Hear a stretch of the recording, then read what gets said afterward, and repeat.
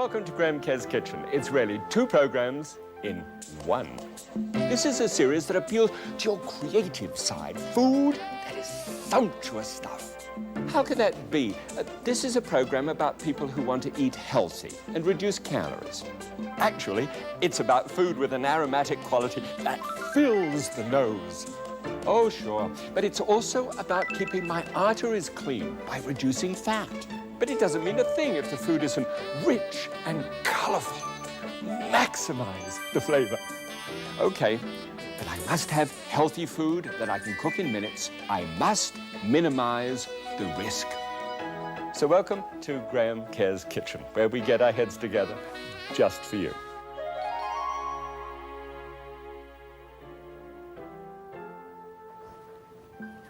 Well, welcome back, and this time a stir fry with some rice on the side. This is just getting cracking quickly. This is just a cup of brown rice in there. Oh, and by the way, whenever you're actually sorting out a pressure cooker, the only thing to have to worry about is you should be able to actually look through it and, hello, you can actually see the person on the other side of it.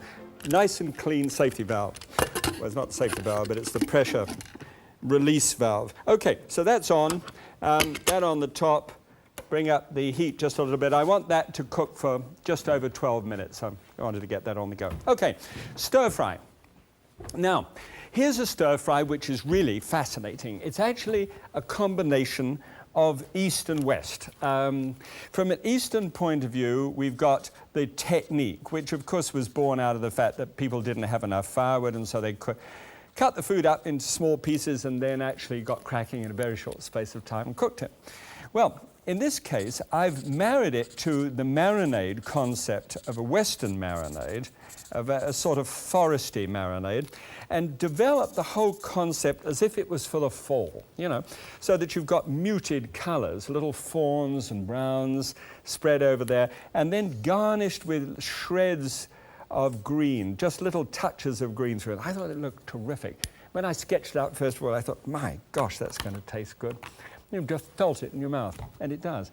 So if you want to have a go, all right, this takes sauteed pork tenderloin, a little marinade, a little brown rice, melts it all together in just moments, really. Come on.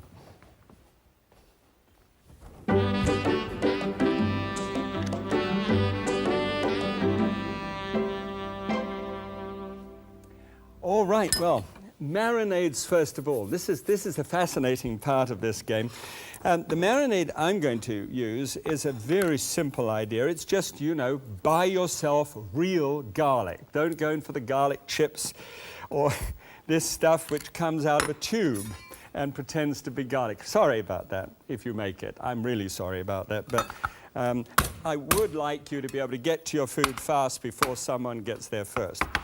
And so what I do is take one clove of garlic and just crush that down on the board there. And then take a little, you know what this is? That's rosemary. And rosemary is an absolutely marvelous aromatic plant. If you chop this very fine indeed, you will come up with a teaspoonful, which looks just like this amount here. So that's the rosemary side of it. The garlic side of it I've already crushed, so that's out of the way. Here are very fascinating items. Those are juniper berries. And a juniper berry is in fact the female berry. Well, it's not a female berry. It's a berry that comes on a female tree called a juniper tree. And they use it for making gin and other things like that, but it has a wonderful woodsy kind of flavor to it, quite unique. And if you ever want to make a marinade which has got that kind of woody flavor to the thing, that's the way to do it. So, garlic, juniper berries, just a shake, about 1 teaspoonful of finely chopped rosemary. You can use the dried stuff, which actually dries very well. And that's the combination. Oh, it actually smells like you've just suddenly found yourself in a wood somewhere. And then a little red wine. I have mine where the alcohol's been removed, as you know, but you have the perfect choice, perfect person choice to do what you like. And then just a teaspoonful of a lower sodium soy sauce, not a teaspoon, a tablespoonful. And so that's just drizzled in there. More about that later when we pay our trip to the supermarket. Okay. Now just finely chop a little onion and pop that in. It's about a tablespoonful of onion, but just stir it up. Oh dear, Trina, you know my wife Trina. She'd say stir with a knife and stir up strife. Ridiculous. I'm sorry, Donnie, I didn't mean ridiculous to you, but I mean it's all silly, it's all nonsense. Okay, these are delicious, by the way, then they're simmered just gently a little later on. This is ready then for the marinade. Now, let's have a look at the marinade meat itself. If you try this technique when you're going to do it, you get a lot more slices per the pound. What I do is put the tenderloin, strip it out, take all of the excess fat off it. This is a pork tenderloin. And then using a very sharp cleaver knife, this is Martin Yan's new cleaver, and it's absolutely magnificent. This is the one that he completely carves up a chicken in about 30 seconds or something. It's just an amazing tour de force. But here you can get several slices to the ounce. So what I've got is 2 ounces per person, all right? Just 2 ounces per person. So we just put those in there. This should be fizzling by now. Just beginning to. Yeah, see, when it's doing that, then you can turn it down just a little bit, and then at that point in time, it takes 12 minutes. That's the rice. Okay, so slice it, very thin slices. The thinner that you can get them, the better, because it actually does a better job of the marinade and cooks very quickly. It's almost done when it hits the pan. All right, so now you just simply take the marinade mixture here and you pour that onto the top.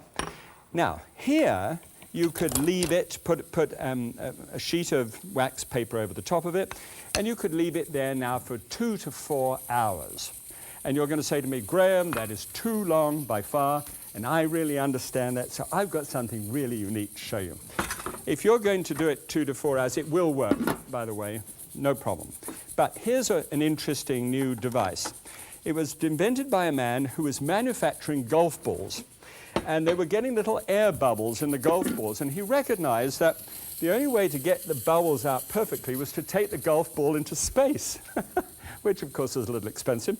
So what he decided to do was to reproduce space inside a vacuum here, and so he got this dome and he put the golf balls underneath it and switched this thing on, and gradually, that's good, there was a vacuum created and it pumped almost all the air out of it, and it drew the bubbles out of the golf balls. Then he was doing breast of chicken one night, and in a marinade, and thought, I wonder whether that would work, and did it in this machine, and it worked very well. So now there's this machine going through a 3-minute cycle to draw the air out of that, producing space, which draws all the air out of the meat, and the meat sort of expands because of that, and then recycles after 3 minutes and puts it back in, and suddenly all the marinade goes like this inside the meat pieces. So it marinates it in only 4 minutes, so which is really neat. So when it's going hissing like that, just turn it down until it's just barely hissing. Good. Okay, well, whilst that's sort of chuntering on and making that noise, why don't we visit our favorite person in the local market? Over to you. Thanks, Graham. Okay, well, now, if any of you or people that you love, actually, in your family are hypertensive, high blood pressure and everything else, and you have to watch sodium content, this is something to look for. When you're actually shopping in the Asian department, you're making a stir fry and you want to pop some stuff into it which makes it feel all exotic, and soy sauces, etc. Do watch the sodium content. The actual sodium content, the new nutrition facts label, which is going to go on all products, is not going to go on little things like this. It actually must be 12 square inches of available space to get all this information. But here's the information on sodium. Should be less than 2,400 milligrams per day, less than. Certainly less than that for somebody who's hypertensive, and that needs to be your physician, nutritionist who tells you that. But here's something I just wanted you to see. This is 2,400 milligrams of sodium. You might not have known how much that was. It's half a teaspoonful. This is the amount of sodium I add to the average 4-portion dish that I cook for you in Minimax. 1/8 of a teaspoonful, so you can see that I'm sort of within that range well. This is the amount that most of the manufacturers of soy sauces will tell you is in a serving, which is half a teaspoonful. Something's up there somewhere. How much do I think that's involved in that? Well, I'll tell you, by watching, I find that most people have a tendency to use a full tablespoonful per serving when they're having Chinese food, either in the recipe and sloshed on afterwards, but you know, that's about it. And that is really getting up to somewhere like 20% of the total amount of sodium in one day if you're healthy. And that's probably a bit too much. So when you're in this department, watch this. But hey, look, the best news about this kind of dish, you know, the stir-fry dish, is what can take place 4 aisles over at the salad bar. Come with me.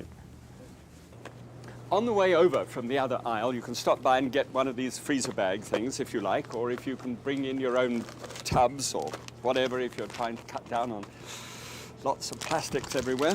And what you do is you come over to the salad bar. Now, just as a matter of interest, here I've got water chestnuts, here carrots, sliced mushrooms, peppers. How about this? Snap peas. These are wonderful sugar peas. They're just great. And onions and bean sprouts. So what you do is you just simply fill up, everybody else is filling up their salad container and you're filling up and making a terrible mess of the presentation here. And I use about, for 4 people, I use about half a quart-size bag there. So I've got here bean sprouts, onions, peppers, watercress, and that's terrific. Gather them all together and you weigh them up. Now, what's really interesting is that 4 of these little bags weighs 1 ounce, but they usually will take that off the cost for you. And so you're off home, and you can, the reason why putting them in the separate bags is you put a little oil in and you cook the ones that take the longest period of time. Well, anyway, Graham, you show them how to do it. It's a good idea. Thank you once again. You know, that's a jolly good idea. And when you think about it, supermarkets never take tired old vegetables and chuck them on their salad bar. It's the best, a pick of the crop that they choose too. And you've got it fresh and just straight home and on with it motley. Okay, so this is doing well here. Now, at the end of that period of time, it switches itself off, and then you just, because the vacuum's gone, you can just release that. And here in the bottom, you'll see a certain amount of liquid which has still not been absorbed into it. But half of that liquid has now been taken up in the rest of that meat there. So that meat is now heavy in that marinade, whereas it would have taken about 4 hours to have something like the same effect, which I think is a pretty neat idea. Can you imagine doing vegetables and fish and other things like that? Really good. Now, it's too big to go wasting a lot of money on unless you're going to use it. So, you know, just think about it before you actually make a purchase. All right, I'm going to put this pan on because I want to heat this up quite a bit. And look at the basic ingredients which are going to go into the vegetable dish or vegetable part of this. There's a couple of cloves of garlic again. And you know the really neat thing about this whole business of adding garlic is that this garlic with ginger on it as well. So you've got those pieces there. And then you've got this ginger. Now, here's a ginger root, which you can find quite often in produce departments, okay? Nice, thin, papery, silvery, or brownish sort of skin. And what you do is you cut off tiny little quarter-shaped pieces. Now, if you cut off 5 of those and finely chop that, it'll look like this little bunch here. These are also out of one spring onions, just one bunch of spring onions, are just the white ends, and they're cut in diagonal pieces. Okay, so let's try and get some oil into this one. It's not so difficult, actually. 1 teaspoonful of a light olive oil and just 1/4 teaspoonful of some sesame oil, and pour that in together. And those sesame seeds give just that hint, that kind of mystery, you know, that Asian feel to the dish. Then just pick up, where has it gone? Pick up the garlic and just hop that in, and also the ginger and the green onions, so all of it in together. Now it should just begin to sizzle around the side, and then you can whack it up as high as it can go. So stirring it round, I don't want it too high to begin with, just high enough to start to break out the natural oils of that. Here is a jicama. It looks as if it should be called jicama, but it's not. It's pronounced, it's with a J. And this you can simply cut in very simple wedges. You've got no seeds or gaps in the middle at all. Looks like a melon of some kind. And then if you take sort of a thin slice through like this, you can take that outside skin off very easily and chop those up into small pieces like little tiny French fries, okay? They taste, for all the world, like a water chestnut, except sweeter and nuttier. It's really delicious, okay? Now, when you've got the basic baoxiang of those ingredients, that's just an explosion of fragrance which has come up. That pan is full of fragrance in the bottom, and it's really hot now. You can then take here the meat and just drop that down in the bottom. Marinades should always be boiled, so whatever you've got in this little pot here should always be boiled and never just sort of added at the end. So you watch this as it actually takes place. Okay. All right. Now, this is the stir-fry side of it. And you say, well, you don't have a wok. It's really not necessary, so long as you've got a good heat underneath and you can move it around a pan of about this size with fairly high shoulders to it. It does the job perfectly. So we just spread that all out like this, and each of that wafer-thin pieces of meat is sort of cooking nicely. Then, on top of this, the jicama. So that can go down and just lie on the top, and I would like to leave the green onions until the end. That's one reason why when I get out to a store and do that thing with the little plastic bags, I like to use a separate plastic bag instead of just putting it all in one, because things take different time to cook, you know, and they should be just at that point of perfection. So let's turn this all the way around here. Good. And now these, they're so nutty and so gentle that they really shouldn't be allowed much time other than just to heat through. Same with the mushrooms. The mushrooms have there's 12 ounces of mushrooms here, and they're the regular cultivated mushrooms. Now you could use shiitake mushrooms if you like, or a field mushroom, or a mushroom to go with the sort of the sense of the marinade, which is with that juniper berries, that forest feeling. You could use wild mushrooms as well. But in this case, believe me, this just goes nice. Just a half cup now of red into the bottom, and just let that steam through together. So this is a combination now of steaming and stir frying. And all of that will come through. It's heating up right before your eyes. I've got a tablespoonful of arrowroot, which thickens at only about 180 degrees, so you don't even have to boil it really. And then put a couple of tablespoonfuls of red into that, just to be able to mix that up into a slurry, and a couple of tablespoonfuls of the soy sauce. Now this is the 8% low sodium soy sauce, so this is a little easier, and you'll see on the numbers in a moment the kind of effect that that has on the dish.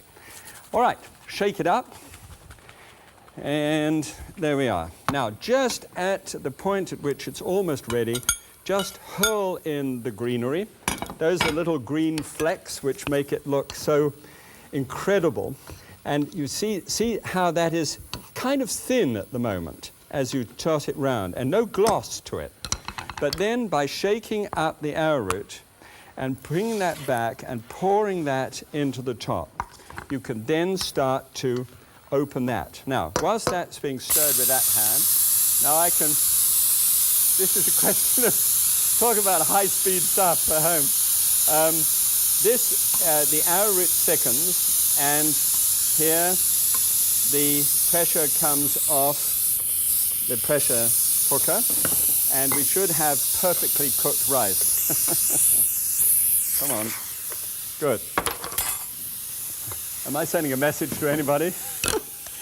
And release the pressure valve then, and lift it up, and look at that. Look at that.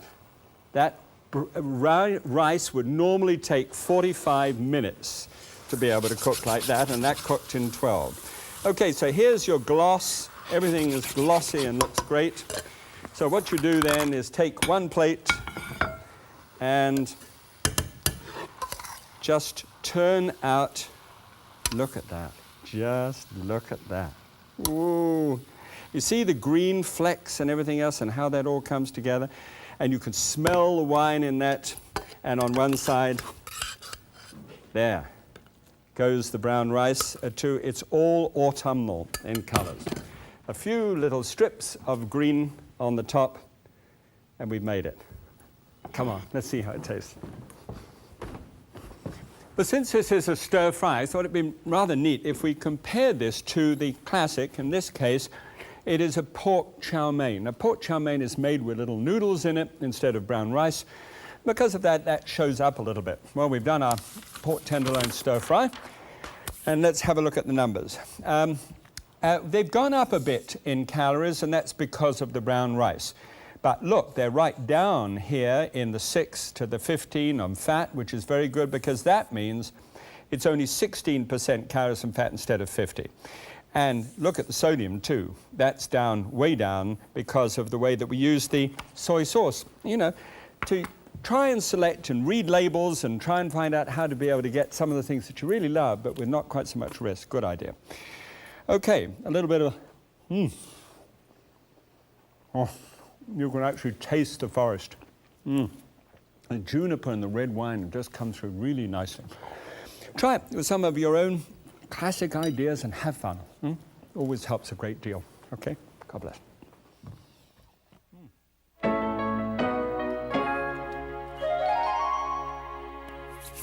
Well, now, where are you?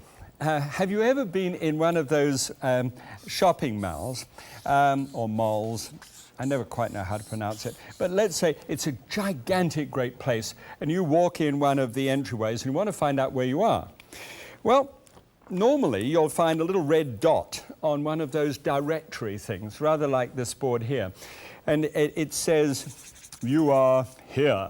And when you orientate yourself around, then you can find out where to go. It's a little bit like that when it comes to food and what on earth to do about where you might be at the moment. See, it's all very well to say you can eat anything providing you eat it in moderation, but it really depends. Moderation depends on who you are. See, my wife Trina, you know Trina, she has an over 300 cholesterol just normally, and I have a 165 cholesterol now. Now, obviously, moderation for her is not the same as moderation for me. So the best thing in the world to be able to say to anybody is, first of all, know your fingerprint. Now, obviously, if I was to stick my finger there and say, I've got a different fingerprint from yours, you'd say, yeah, sure, I know that. Well, so you've got a different way of handling food to the way that I handle food. So now we know it. The question is, how do you find out? And the big thing is go to your doctor and say, please give me a cholesterol check. And in that cholesterol check, what I want to know, doctor, is, because some doctors are a little odd about this one, sorry about that, but they are.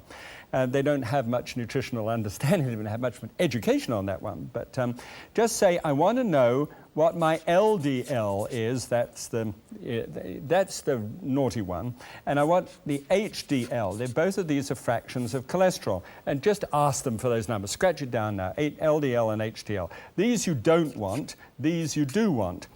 And just ask him to know what your numbers are. Now, he could suggest to you some other neat numbers to be able to know, and then go find yourself a good registered dietitian. Not a nutritionalist, but a registered dietitian. And then give her or him the numbers and say, please describe to me in words of one syllable what my parameters are, what framework. Tell me in which I can actually live. And then she'll tell you that, and then go and get my book. Well, this book is designed to be able to help you when once you know where you are, to create a food style within those limits about what you are, to understand how to measure moderation, and to be able to take all these numbers I give to you every week and make real sense out of them for your family and for yourself. Okay? Do that, won't you? Now, it's not difficult, really, you know, just to go find a good doctor and get it done. try it within the next week. It would be rather fun just to make an appointment, wouldn't you? God bless. Have fun.